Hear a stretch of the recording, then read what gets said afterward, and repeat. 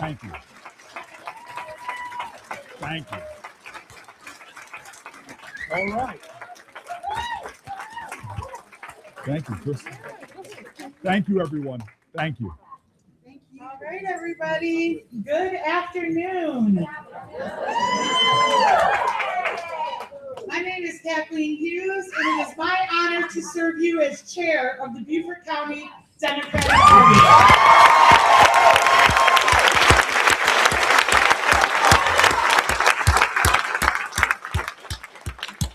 Thank you all for being here with us today as we extend a warm Low Country welcome to Senator Cory Booker and the South Carolina Democratic Party team.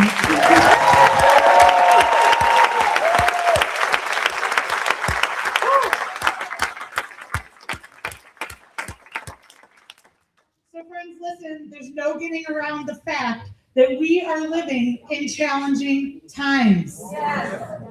Yet, despite the dark clouds, there remain beams of light. In Beaufort County, our community has risen to meet the moment. Yes. We are activated and organized. We are united, and we care for one another. Yes. I love that shit. Across bridges, beyond gates, by muddy marshes and sandy beachfronts, down shady dirt roads and across 6-lane highways, we stand united. Yes.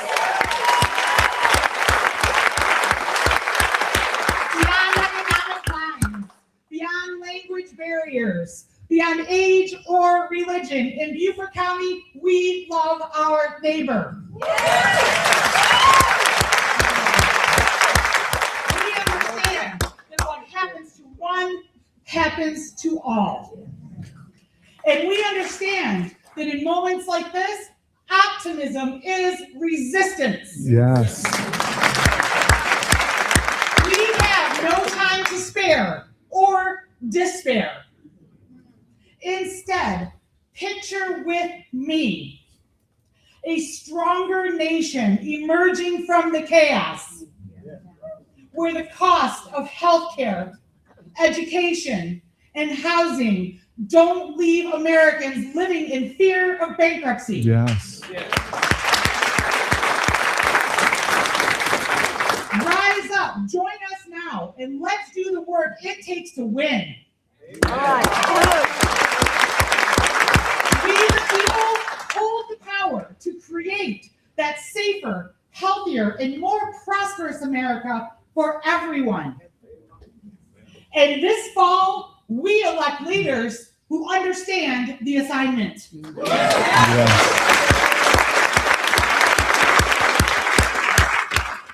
So let us not take a single Beaufort County voter for granted. And let's get ready for November. Yeah. Because as the great Reverend Dr. Martin Luther King Jr. once said, we know how it's coming out. For when people get caught up with that which is right, and they are willing to sacrifice for it, there is no stopping point short of victory. Amen.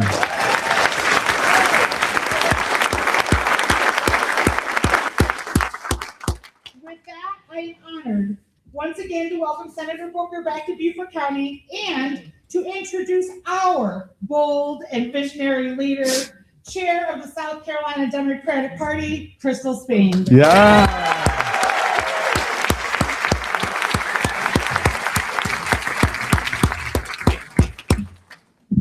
All right, folks, really quick, Thank you we've so already much. talked a couple of times this morning, but I didn't introduce myself. I am Crystal Spain, and I am the chair of the South Carolina Democratic Party, and I'm honored to be here today, and I want to thank you all for coming out in the cold rain to be with us today. Before we get started, I do want to acknowledge any elected officials who are in the room with us. So if you're an elected official here in Beaufort County, please stand and be recognized.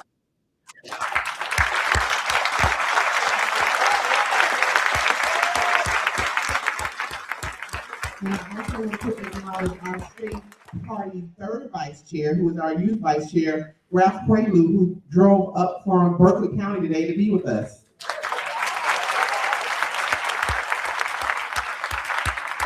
And because there's so few elected officials, I do want to give Representative Rivers a few minutes to say hello to his constituents. At least y'all know who he is. He's your Democratic representative from Beaufort County. Okay. Wow, I'm not knowing this speech is glad to be here. This time is so serious, right? And, you know, there's one thing that we must remember. Older people that came before us, they did more with less. Yes.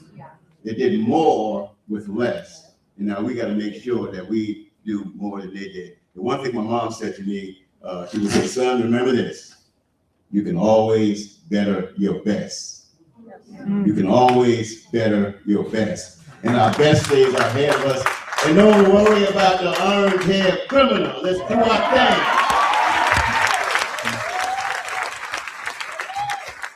All right, thank you, Representative Rivers. And I want to take one point of personal privilege because it is MLK weekend and we do have a really good singer traveling with us today. Where'd he go?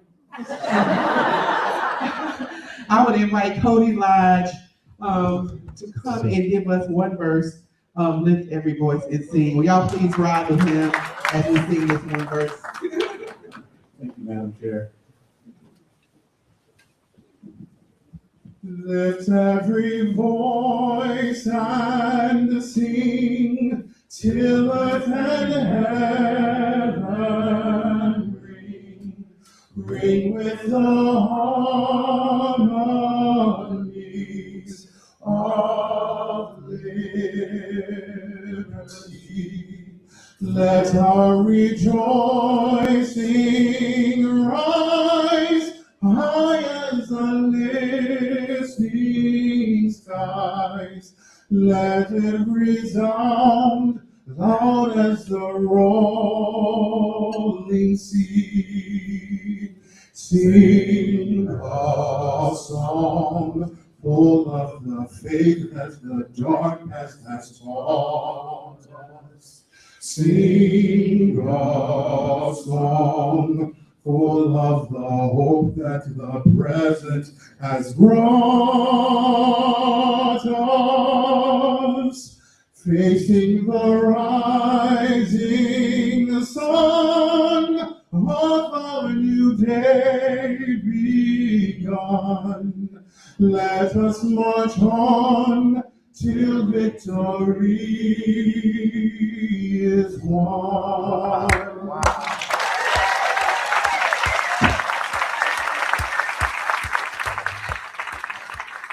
Thank you, Cody, for being ready to sing at any moment. But now for the man of the hour, I want to thank him so much for not forgetting about South Carolina. He spent a lot of time here when he was running to be president in 2019, 2020. But since I became chair, and I'll say it's because of me, he's always asking, Crystal, what do you need? I want to come back to South Carolina. We started our day yesterday in Edgefield County, the home of Strom Thurmond, and I thought it was fitting for him to be there since he broke that filibuster record.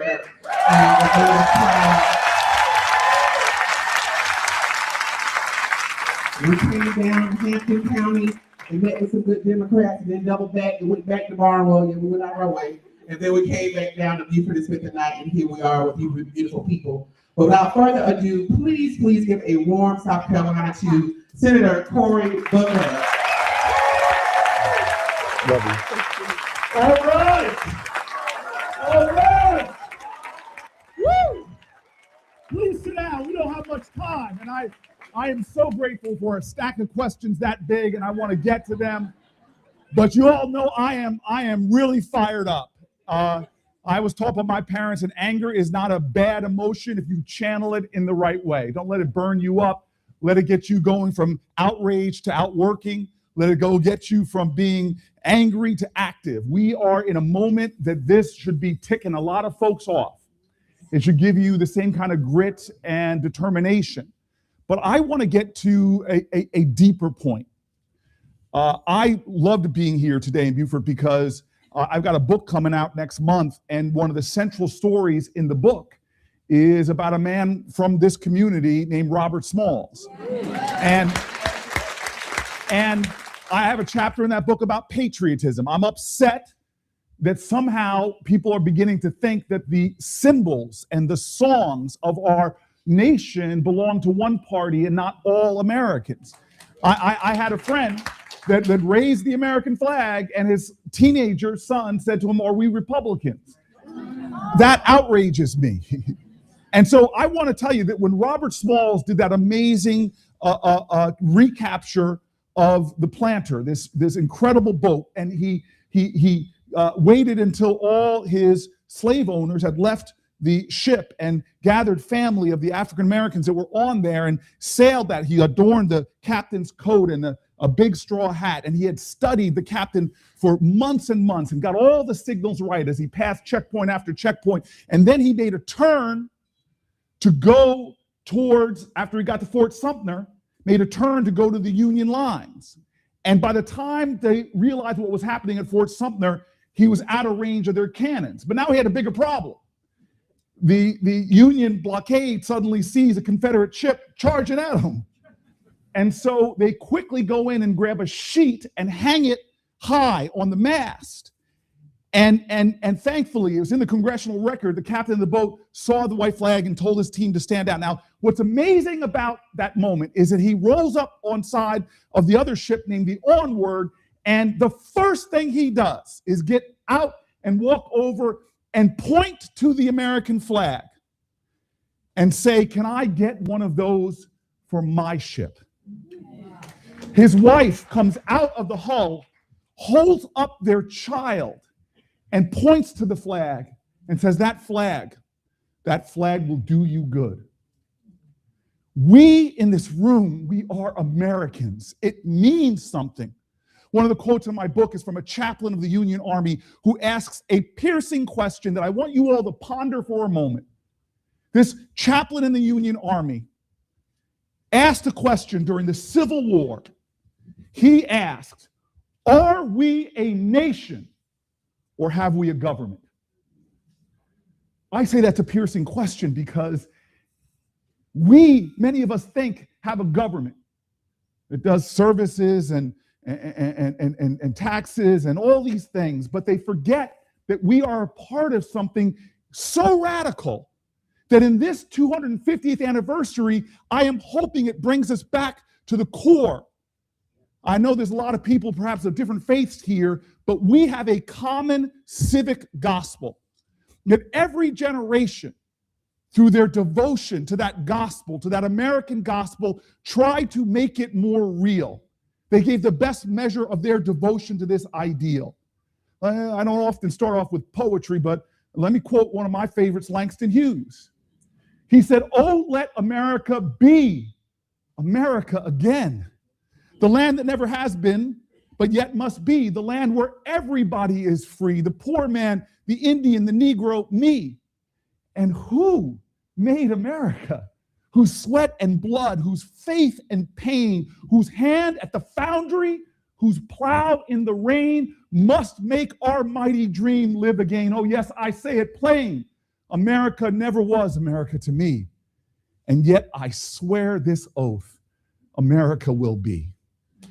This is one of those moments.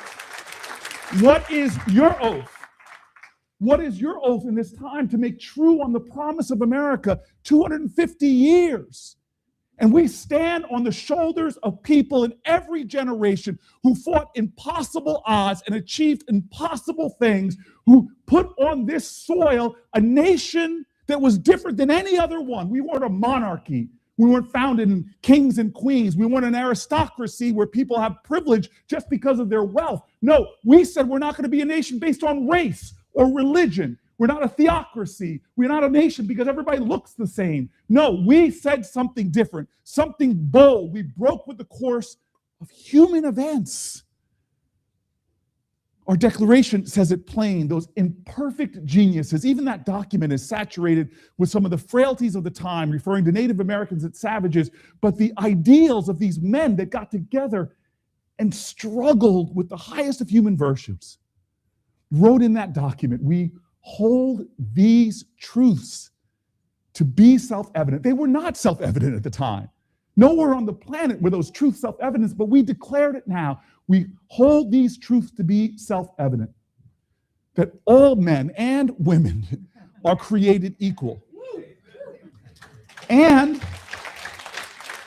they are endowed by their Creator with certain unalienable rights: life, liberty, and the pursuit of happiness. I am crisscrossing the country right now because of the crisis we're in relation to those words: life, liberty, and the pursuit of happiness. Everywhere I'm going now, I want folks to understand that the richest nation in the world should not have the most expensive health care and the worst outcomes for developed nations. That the wealthiest nation in the world shouldn't, of developed nations, have the highest infant mortality rates and the highest maternal mortality rates. That we should be outliers as the only nation. This doesn't happen in Germany, it doesn't happen in England, it doesn't happen in Canada. None, zero. They had zeros of this in their countries. People declaring bankruptcy because they can't afford their medical bills, like we have thousands of people here in the United States of America. I ask you to refocus yourself on those words of our founding: life, liberty, and the pursuit of happiness. You cannot have any of those if you don't have access to health care. When uninsurance rates go up, go down, death rates go up. We are in a twin tsunami that's hitting our nation in 2026. The first was unleashed last year by my colleagues in the Senate and folks in the House who refused to extend the Affordable Care Act subsidies. That has knocked off millions of people will now lose, in the United States of America, millions will lose their health care. When insurance rates go down, death rates go up. But folks don't even understand. It's just the first wave. There is a second wave coming with the $1 trillion they cut from Medicaid. That's the next tsunami that will knock millions again off of their health insurance. And for all of us, we're going to see our premiums go up. In South Carolina, a large percentage of this population will see their premiums double. 250,000 roughly will lose their insurance right away with that first tsunami. But by the time the second one comes, we will see tens of millions of Americans, hundreds of thousands of people here who lose their health insurance. How do you have life?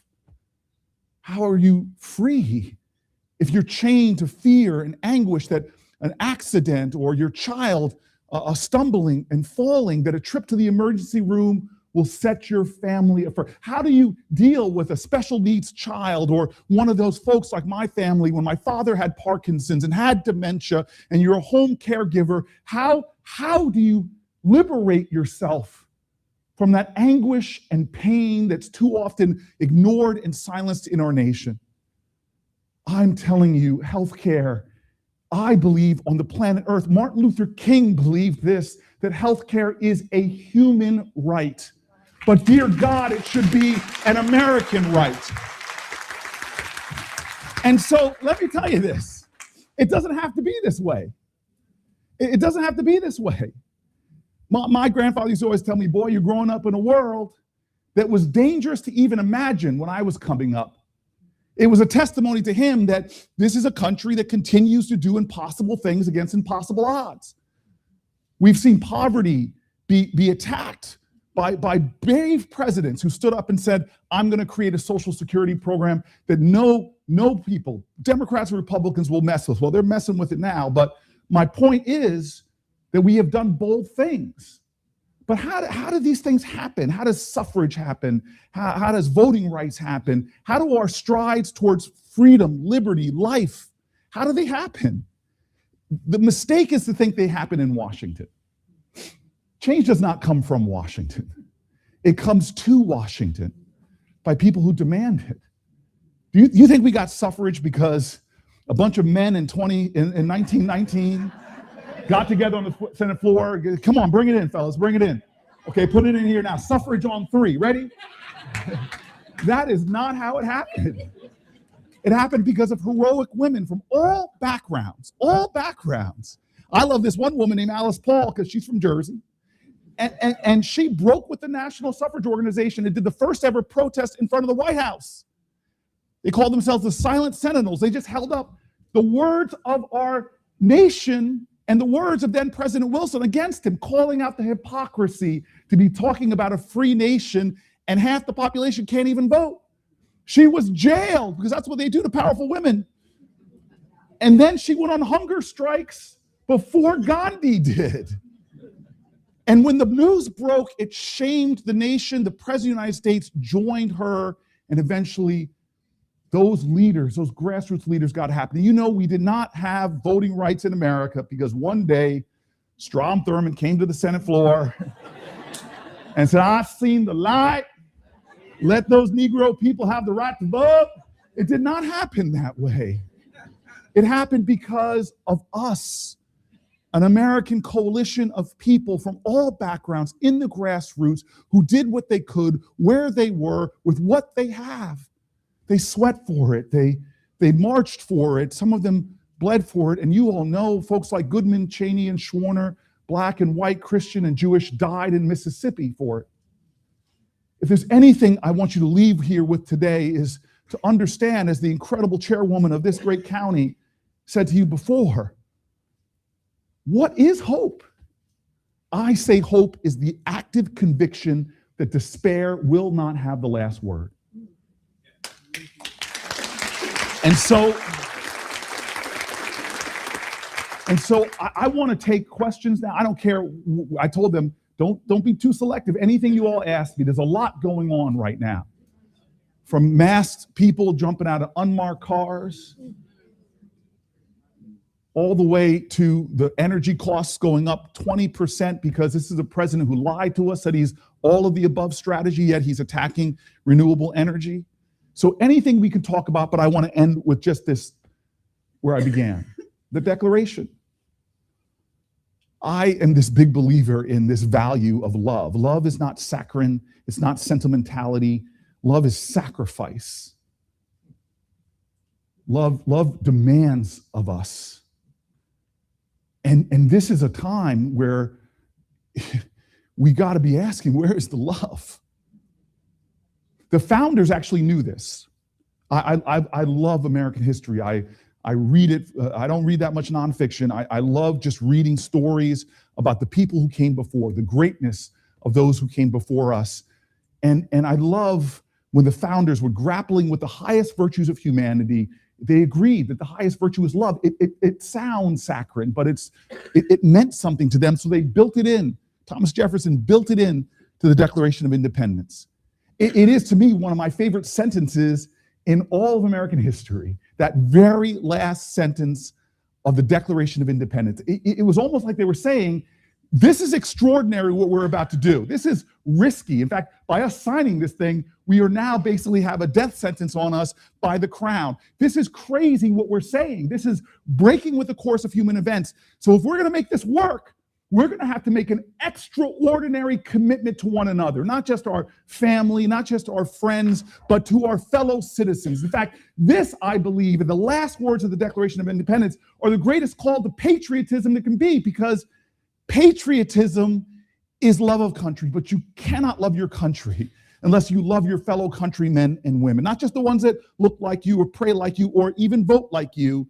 They said we have to do something extraordinary. So those last words, I love them. We must mutually pledge, if this is going to work, we must mutually pledge to one another our lives, our fortunes, and our sacred honor. Every one of us has ancestors that gave their lives, they gave their fortunes, they gave their sacred honor to make our country real. 250 years our democracy has endured, but don't take it for granted. I worry about the continuance of our country. But what gives me hope is the conviction of folks showing up on a rainy Sunday, of patriots like those who met in barns plotting that infrastructure project, the Underground Railroad, like those who met in church basements right here in this county, patriots who've come out and said, I will not surrender to despair or cynicism. I will love my country, and you will not hear about my love. You're going to see it in what I do. Thank you.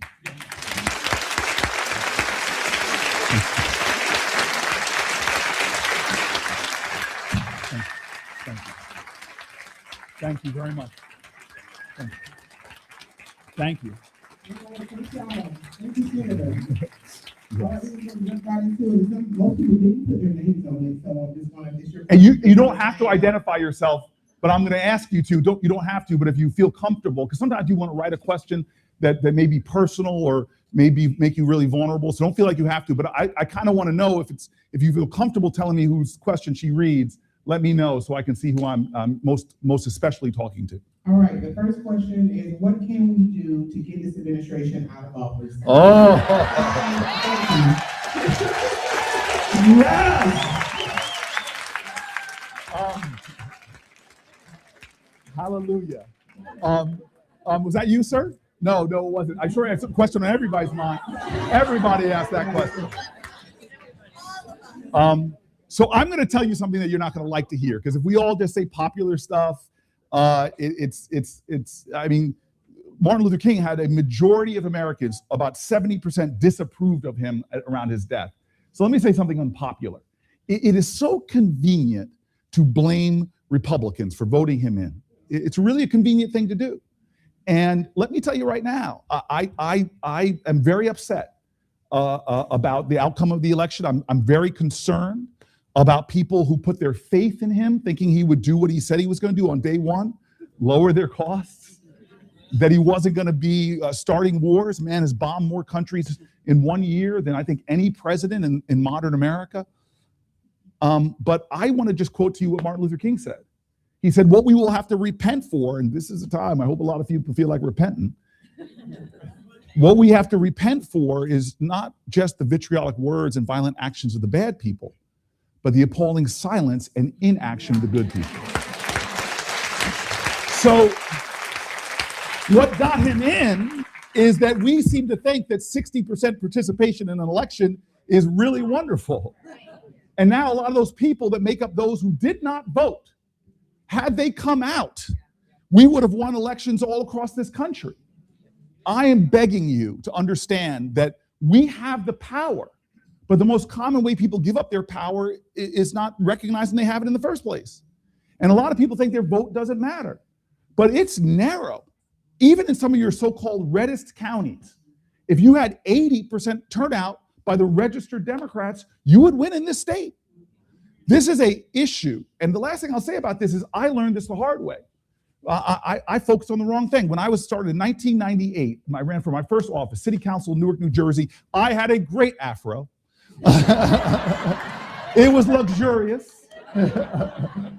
You would have seen me, just wanted to run your fingers through it. I would knock on doors. First place I represented, I still live there, a low-income neighborhood, public housing projects everywhere, and I'd be knocking on doors. And most people had never even heard of their city council person. I'd register people to vote, they'd commit me, but usually like 1 out of every 10, I'd knock on a door, they'd say, no, I don't like you, and they'd say something. And then I would stay at that door for 30 minutes. You all know how some of the fragile egos are. I'd be like me, please, I would spend so much time trying to convince this one person. And then I would leave, and the veterans on my campaign team would say, in the time you spent trying to change that one person's mind, you could have registered or banked another 10 voters. So let me tell you where I want you to focus to get this man out of office. On the people who are sitting on the sidelines and not doing enough. And for the people who are dead set against you, for your mental health, this is my best advice. Please remember this. For your mental health, remember this one piece of advice, which is simply this. You do not have to attend every argument you're invited to.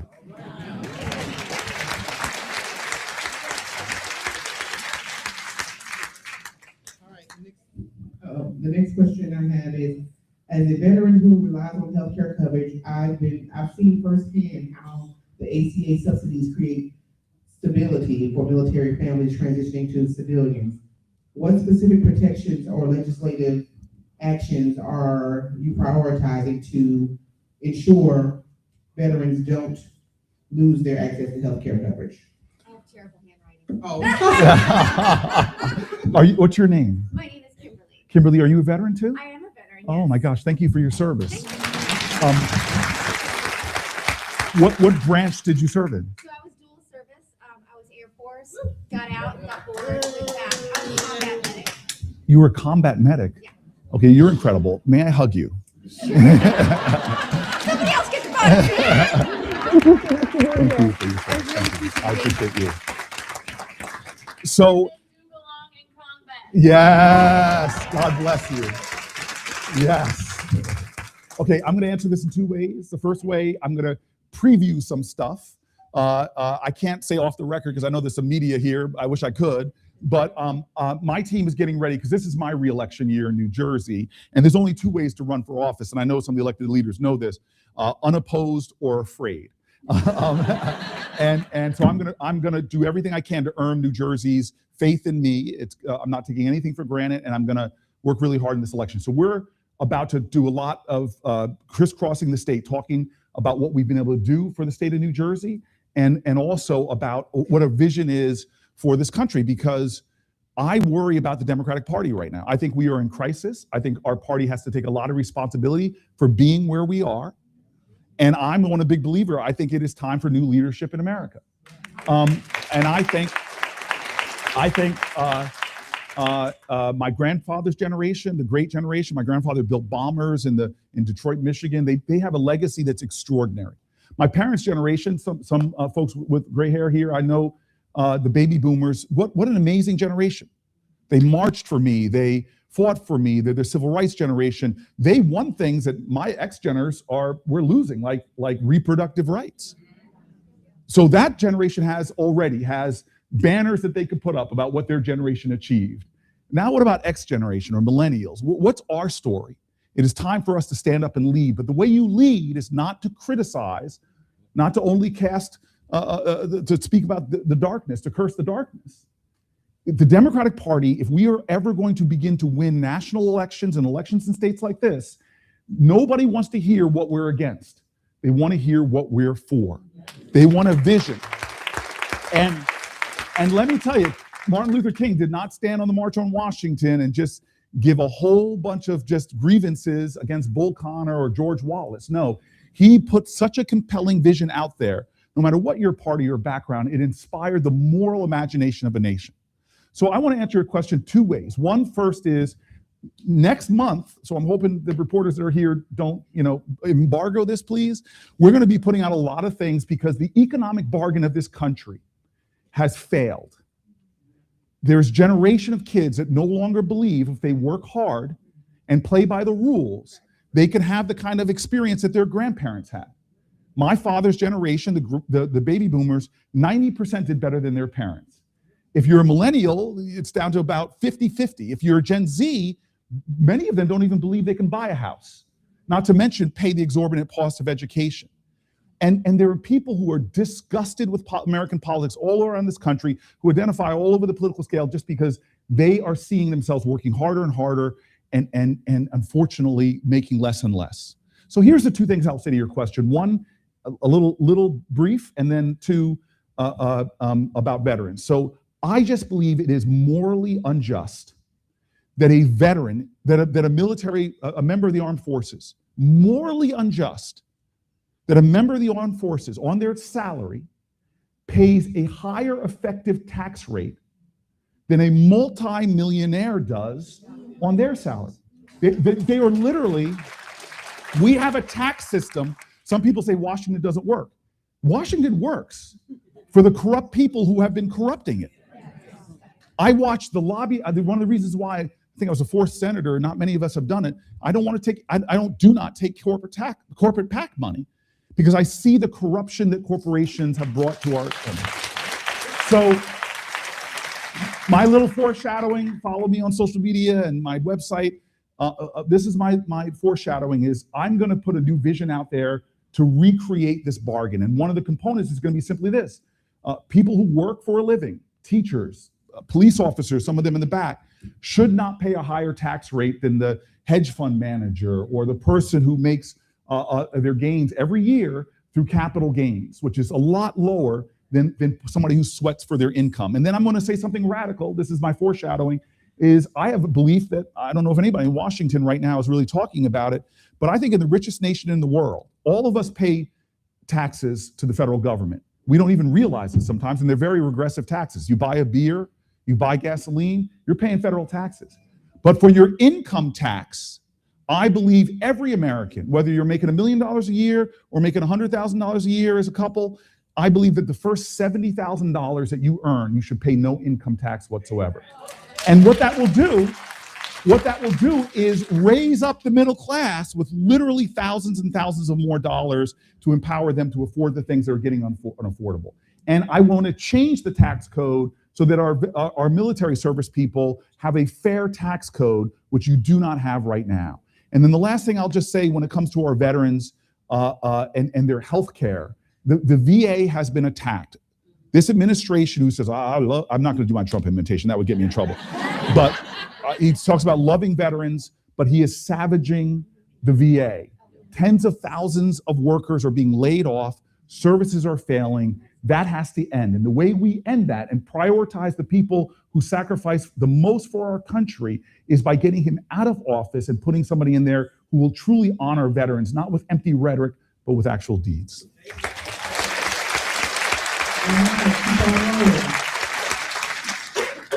Excuse me. We'll stay with this healthcare theme. Due to cuts to Medicaid, how do we make sure our hospitals are adequately funded and prevent hospital closings? I'm sorry to say, there's only two ways that we are going to ensure that doesn't happen. And I'm hoping one happens in the short term and it doesn't take the November elections. So the first way it has to happen is to get Republicans to stop it from happening. Now, we passed an extension of the ACA through the House of Representatives through a parliamentary procedure that was extraordinary. All the Democrats stayed together and they picked up, I can't remember, 5 or so Republicans, and they passed it. My body won't even pick it up because you have people, we don't have enough that are doing the same thing over there. Now, why did those 5 people, Republicans, vote? Is it because they truly believe in this? Maybe so. But let me just tell you this, Jefferson, that's why I love history. Jefferson said it very clearly. He said, when the people are afraid of their government, there is tyranny. When the government is afraid of its people, there is liberty. So I'm not talking about physical violence or anything like that, but the only way we get people to change their mind and when they start to realize that they need to fear their constituents more than they fear Donald Trump. Right now, you have people up for re-election that think the safe thing to do is to stay with Donald Trump. And I'm going to say this word over and over, our democracy is corrupted in the most cancerous way. And we have to fight against that. We cannot lose ending corruption, the influence of corporations, the influence of billionaires, because this is the game that's played right now. And I'm telling you, this is exactly how it happens. Billionaires now don't even have to spend money to get the tax code they want or the perks that they want. You know, all they have to do is threaten. Donald Trump and his team will call somebody up. Elon Musk has called people up and say, if you don't vote the way I want you to, I will put $20 million in a primary against you, which is chump change if you're a billionaire. It would take you 27 years if you had $1 billion. 27 years of spending $100,000 a day. 27 years to spend $1 billion. And you still wouldn't spend it, by the way, because the interest you would get on that money, if you were getting, 7%, you would never run out of money. Never. That's how much money a billionaire has. So threatening to put a $20 million in against somebody when you're protecting your billions is an easy thing to do. That's how corrupt our system is right now. And so the easy answer, the quick answer to the question is, we've got to start showing Republicans who are in office that they should fear the people and throwing them out more than they fear Donald Trump and the billionaires.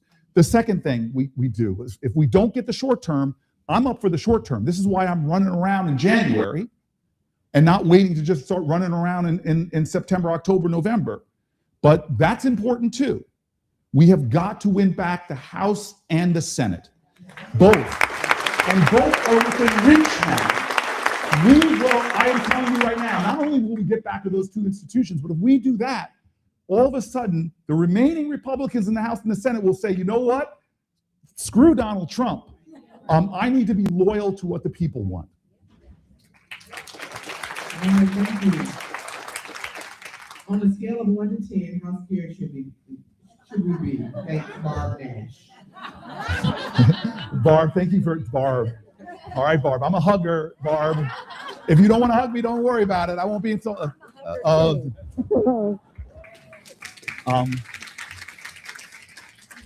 So one of my favorite quotes in life is when you come to the end of all the light you know, and you're about to step into the darkness, faith is knowing one of two things will happen.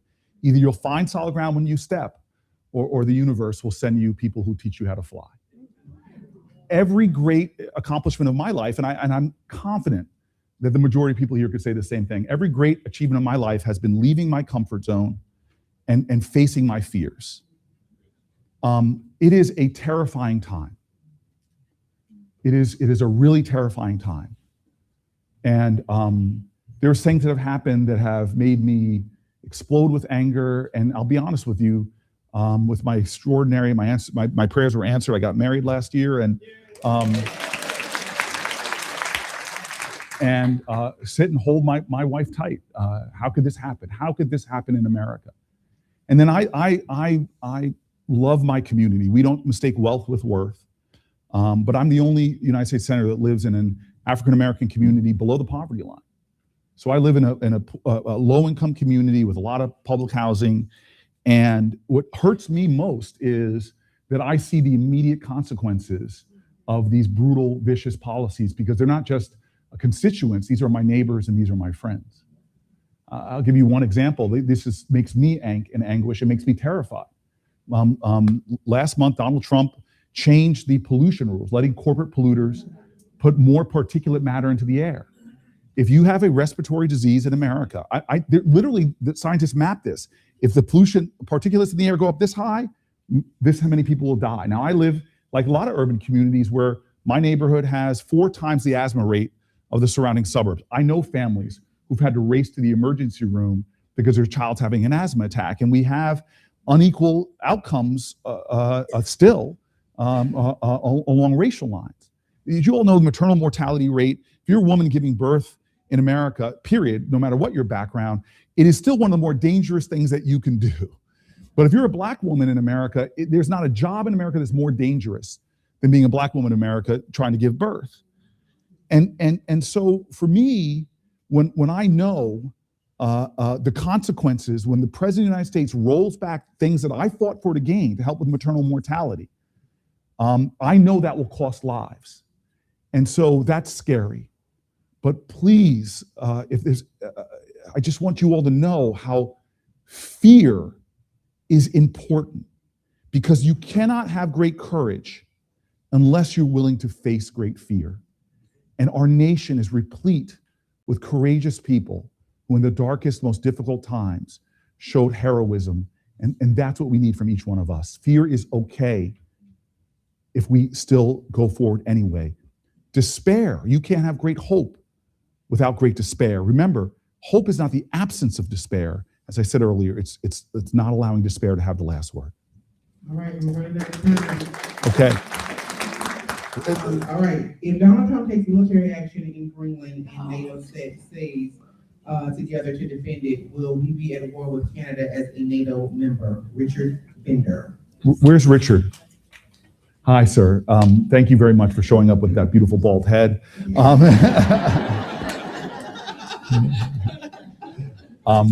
So on Venezuela's War Power Act, we initially got 5 Republicans. They were able to turn 2 back, so we failed in the Senate. But I know my colleagues, I am telling you right now, America is the strongest nation on the planet Earth, but our strength is magnified and multiplied when we stand in alliance with our other countries. And what Donald Trump is doing is not only insulting our allies, but weakening the very foundation of our bonds, and it's having an economic consequence. So when Donald Trump put tariffs on China, and I'm not opposed to tariffs on China, but when he put them on all of our allies, guess what happened to our trade? Our trade went down with our allies. Guess what China did? it struck trade deals with all of our allies, and their trade went up. We didn't hurt China. China is making more money on its exports than it did before Donald Trump started this stupid trade war. And it's the same thing with mutual defense. Anything we want in Greenland, we get right now. We send troops up there. We have a presence. We have the bond of NATO, which has kept the post-World War II order in the way that it has. NATO has had our back when we were attacked on 9/11. And so what he's doing is insanity. And if he attacks it, I am telling you right now, if you thought my protest of 25 hours on the Senate floor was big, but many of us will go to the streets in civil disobedience and get arrested, because it will be, I think that would be a bridge too far for all Americans. All right.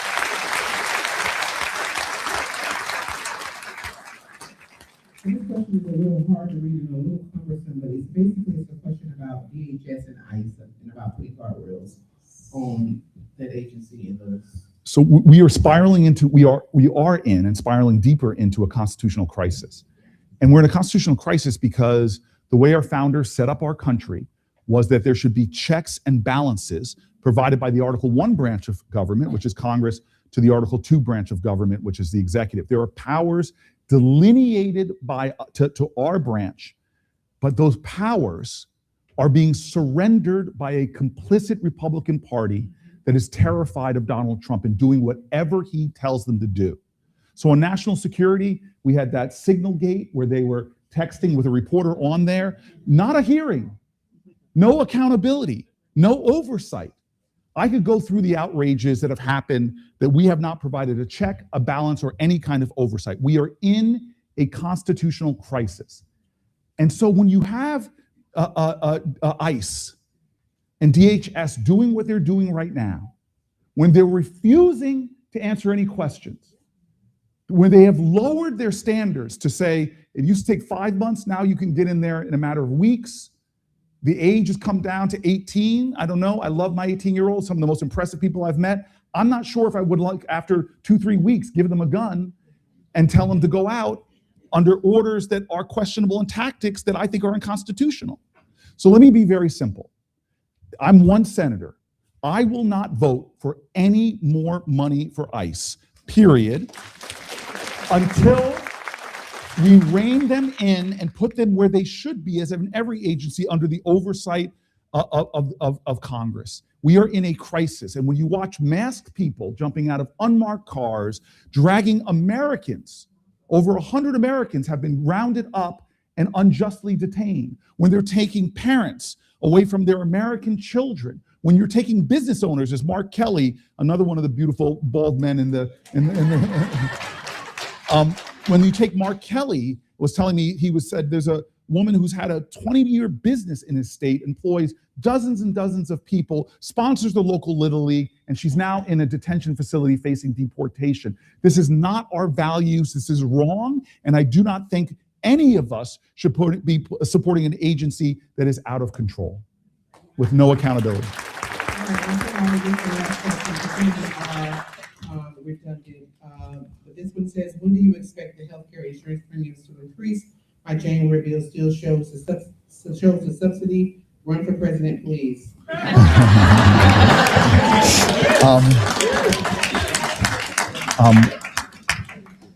So the increase is, this is your question? Okay, I'm gonna give you, please come up for a hug afterwards. And don't forget, I forgot about you. I owe you a hug unless you don't want it. So I hope we can do some selfies and things afterwards. But I'll say this. So we're gonna be seeing, people are already getting notices about their premiums. If you haven't seen an increase, thank God, but I think that you're gonna start seeing that as your notice goes on. I wanna ask everybody, before I get to your second part of your question about the presidency, because some of your reporters have asked me, why am I down here? And I tell them it's about healthcare. And it's about elevating the voice of this urgency and trying to awaken the sideline sitters to find more ways of getting involved. I want your stories. If you guys walk out the door, there's a QR code right there, or just go to my website, corybooker.com, because what I believe is the best way to awaken empathy is to share stories about what we're going through. Being vulnerable is a powerful thing. I learned that when my dad had Parkinson's. If I just struggled alone, watching my mother, who was a caregiver, her physical health deteriorated, her financial well-being deteriorated, all trying to be there for my father as he slipped away from us. By me talking about those stories from that period of my life, I opened myself up to a community I didn't realize I had. I didn't realize how many of us share those experiences. In fact, by telling people, even on the Senate floor, I got more friends engaged in trying to help cure issues of dementia and Alzheimer's and Parkinson's. We need to speak up and tell our stories. And my mission, in many ways, is not just to give the data and the statistics, but to share stories of Americans. When I was on the floor during that long 25 hours, I read stories, letter after letter after letter, not just from my state, but moving stories from around the country. And then the next day, I started seeing what was happening. Reporters found some of those people whose stories I read and put them on their public radio station, which is under attack, we know that, but put them up in the news. We have got to let the voice of Americans be heard. And so if you feel courageous enough, please share your stories with me or share the stories of a friend that you know. Please go to my website or scan that QR code. The second thing I want to say is about this 28 race that's coming up. I know there is a tendency for us to get excited about the White House, but I am telling you right now, the most important races often are the ones the most ignored right now. We can't let ourselves be talking about 28 and forget about legislative races, Supreme Court justice races, House races, because so many of the retreats on our fundamental rights, reproductive rights, voting rights, are not happening necessarily simply because who the president is. It's happening because state legislatures got supermajorities and started passing all these voting laws that pushed people back and undermine people's rights to vote. It's state legislatures who are making decisions that affect people's everyday lives. So I am going to promise you something. In 26, in 27, 28, I'm going to do everything I can to be a leader in this nation, to step up, to try to start talking, not just about what we're against, but by what we're for. And I will tell you this, one of the things, I had a conversation with one of my staff members yesterday, because we make this false moral choice, and it's not a moral choice. It is not a choice. That you can be someone who believes in the values of loving your neighbor and fight like hell. You can love your neighbor and punch somebody in the face. There's an Oscar-nominated documentary about me and my effort to beat the most powerful political machine in New Jersey. It won the Tribeca Film Festival, nominated for an Oscar, and 87 minutes long. You can watch it on YouTube. The 25th anniversary of it, they put it on YouTube. Schools still teach it in classes. From universities, high schools, I bump into people that say they use this to talk about American politics. You won't believe that this is America. It was a vicious fight at a time in my life that I had a lot of challenges as government was doing things to me, tapping my phones, following me. It's a stunning documentary. But oh, by the way, in the Oscars, it lost to a movie called March of the Dagnab Penguins.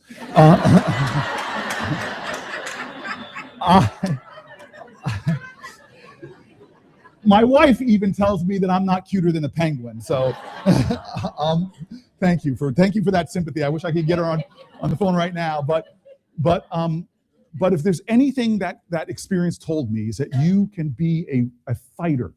You could be tough. You could be hard. You could use tactics that you didn't even think you would use. Like right now, they're running around and trying to midterm redistrict.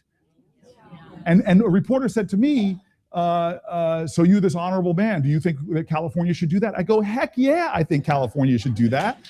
I said, if they're doing that to us and breaking the system, then we need to do the same thing. It's like when I played this basketball game as a young person. I was only in 7th grade, and we were playing our rivals, a town called Dumont, New Jersey, and the refs weren't calling anything, and we were down 20 points at the halftime. We get into halftime, and I'm sitting there to my coach, who's this great man, and he's like, Booker, what's wrong? What's wrong? And I go, Coach, they're fouling, Coach. And my coach looks at me, and I go, and the refs aren't calling it. He goes, if the refs aren't calling it, then you foul. Now look, basketball is not my top sport. I'm a former All-American football player. Football is my sport, but it was the only game in my life I got to take football to the basketball court. And to this day, it's my best basketball game I ever played. And so I believe in fighting hard, but I don't think you have to surrender your core of love. I ran for a town hall stage in Iowa when I was running for president. And when a former tight end gets a head of steam, they usually could stop on a dime, but old tight ends like me, once I get a head of steam, it's hard to stop. And a man at the bottom of the stage, he looked like a former linebacker for Iowa State, and he's all hyped up, and I just got introduced, so he's like, yeah, man, yeah. And then when I get closer to him, he goes, dude, I want you to punch Donald Trump in the face. And I go, dude, that's a felony, man. I mean, and he laughed at me and I said, sir, can I tease you from the stage? And he gave me permission. So I jumped up on the stage and I repeated his line and people cheered. Yeah, punch him in the face. And I go, no, that's how we lose. It's how we lose. Did Martin Luther King did Martin Luther King and James Bevel and Dorothea Cotton, did they bring bigger dogs and bigger fire hoses to beat Bull Connor? No, they beat him because they were creative. They found a way to call to the conscience of a country, to the moral imagination of a nation. That's why my team and I did 25 hours on the floor. Because yes, I will take tactics that they've done to deny a Supreme Court seat to Barack Obama. There's lots of things they did to break the system that should I ever be president or the next president is a Democrat, I'm going to tell you, we need to balance the scales on a lot of, that doesn't mean we don't use hard tactics. But my philosophy has got to be, we will continue to double down on division. If we just try to hate on them more than they're hating on us, I don't think there's an us or them. I think there's just us. And somehow we have to begin to repair our nation. Somehow we have to begin to heal, because Republican, Democrat, or Independent, we have common pain, but we lost our sense of common purpose. So let me end with this one story, and then I hope some of you will come up here and help with my low hug ratio, or but at least take a selfie with me. Let me end with this. I think this is a time where we don't just need to win elections. We need them. We need to win elections, but we also have to redeem the dream. It's got to be about the redemption of our ideals, our shared civic gospel. We have got to find a way. We have got to find a way to heal in this nation. You turn on the TV, it is a hate contest. And can I tell you who benefits from our hate? Two groups of people. One is the people overseas. I know this from sitting in classified briefings, but this has been publicly reported. There are bot farms in places like Russia that go onto our social media accounts, pretend they're us, and they just spew hate because they know that they can't beat us tank for tank or aircraft carrier for aircraft carrier, but they know that the weakness to a democracy is tribalism, not disagreement. Those are noble, but tribalism. If they can make us hate each other more, we start creating gridlock. The second people that benefit, somebody yelled it out already, the media itself. Big corporations really benefit from us hating each other. The billionaires love it because they can watch people vote against their own self-interest. The corporations who control our media love it because they're in a fierce competition. The way we've done our corporate structure, not the same corporate structure of my dad's generation, it's changed a lot. The way we do our corporate structure right now, they have to get earnings all the time, earnings. And their way they get earnings is through ratings.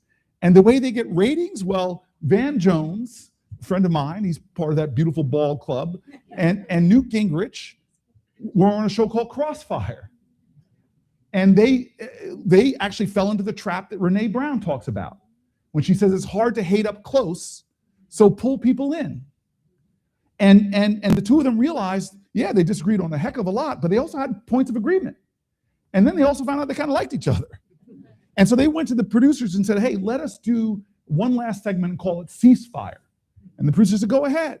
They did a handful of shows and the producers came back and said, stop! Ratings are going down. There is a fierce competition between some of our most powerful companies, Meta and Amazon, are most powerful companies to keep you looking at the screen. And what they're going to do to you is make you hate each other. And what billionaires love is they don't want working class Americans to all get together and start voting their interests. They benefit from division. They benefit from hate. So what I want to ask everybody here is to remember what I said. It is not about how well we can hate the other side. It's about how well we can ignite the moral imagination, the sense of common cause to get more people to vote. I know when Hillary Clinton, she's a friend of mine, lost her election. Everybody talked about Donald Trump, Republicans, all this stuff. But I looked at certain cities like Milwaukee and Philly and Detroit. The voter turnout went way down. What you should focus on if you want to make change is getting more people engaged, getting more people to speak up, getting more people to share their story, getting more people to recognize that, wait a minute, I may have voted different than you in the last election, but I want affordable health care.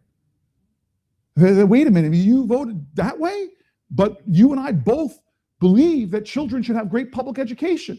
You voted that way, but we both believe that our veterans shouldn't have to rely on food stamps as many of them do. You and I both believe that a company like Walmart shouldn't be paying people for full-time work, that then they have to rely on food stamps and Medicaid because Walmart doesn't pay their employees a living wage. This is how we end. It's my final metaphor. This is how we win. Those 10 two-letter words that every generation of Americans exhibited. I want new leadership to start saying to our new generations, the Zs and the millennials, and even my Xers, I want them to make these 10 two-letter words our gospel. And those 10 two-letter words are simply this: if it is to be, it is up to me. What am I doing? What am I doing? And so this is the final story. This is perfect. I'm driving in New Jersey. This is the final story to make a point on that. I'm driving in Jersey, and it is a storm. We're in the midst of a storm. Now, let me tell you, this is a 100-year storm. They seem to be coming a lot more frequently with climate change, but this is a storm called Hurricane Sandy. And I'm the mayor of the city. And I had told everybody to get off the streets, but I wanted to do one more sweep of my city. So I jump into a command vehicle. Two great officers are driving me around. The wind is blowing our command vehicle like it's a leaf. And the rain is punishing your windshield. You all know this kind of rain where your windshield can't even keep up with it. It's like putting up surrender flags. And we're driving along, and most people had left the street. When people hadn't, I would roll down my window gently and yell, "Get off the street! Please get home. Please be safe." And now we're driving along this long stretch in my city, and I get a phone call. Now, forgive me, this sounds impertinent, impolite. But the phone call begins with what I believed was the stupidest question in America. Now, you can tell me if you agree with me or not, but this was the question. I answer my phone, and the person on the other end of the phone goes, "Hello, this is the White House operator. Will you hold for the President of the United States?" Who says no to that question? And I teased her. I go, "Does anybody ever say no to that question?" But she was very serious. She was all about the duty. She goes, "Sir, will you hold for the President of the United States?" And I'm like, "Yes, ma'am, I will hold for the President of the United States." And let me tell you, this is 15 years ago. I miss Obama now. I miss Obama.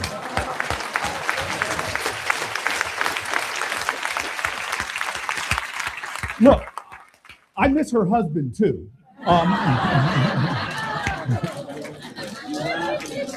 So my second favorite Obama gets on the phone.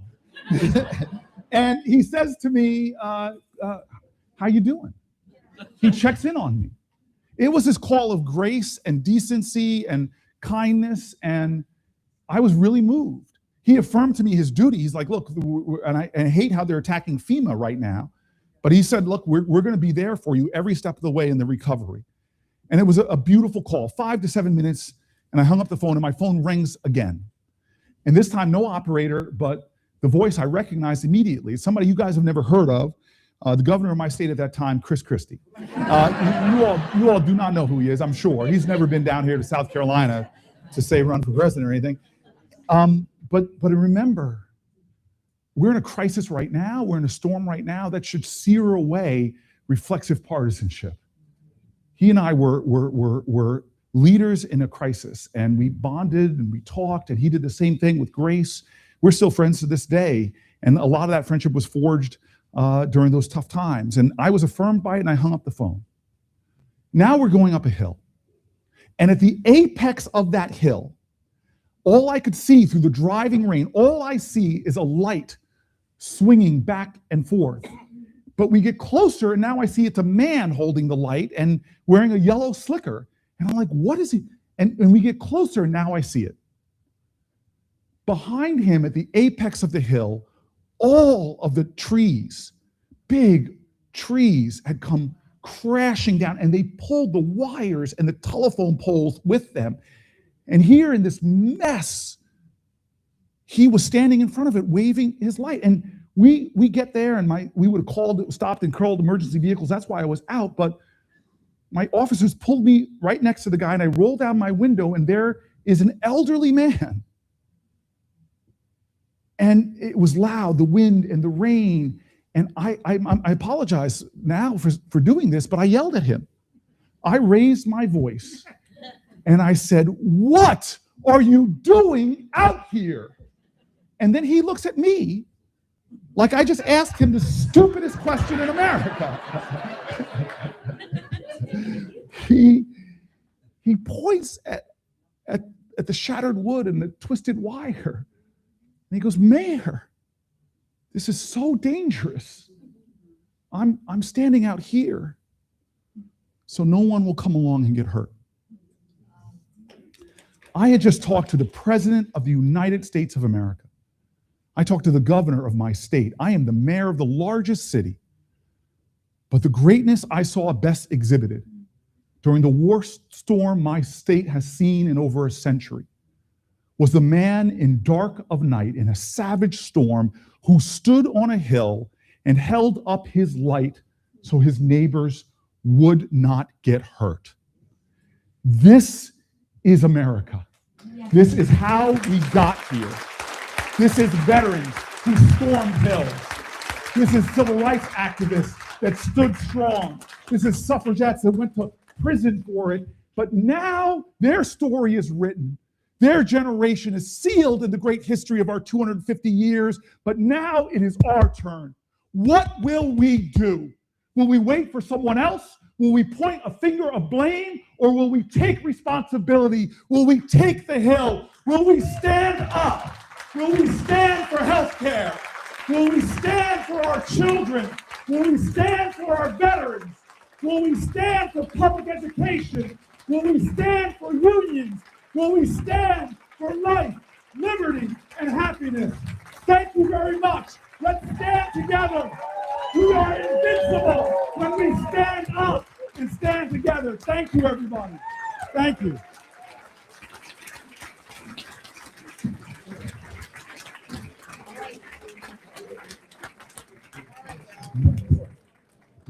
I'm from North. Oh my So gosh. I thought we moved to Maplewood. We'll try Oh my to God, let me have the phone. so that folks can get in line.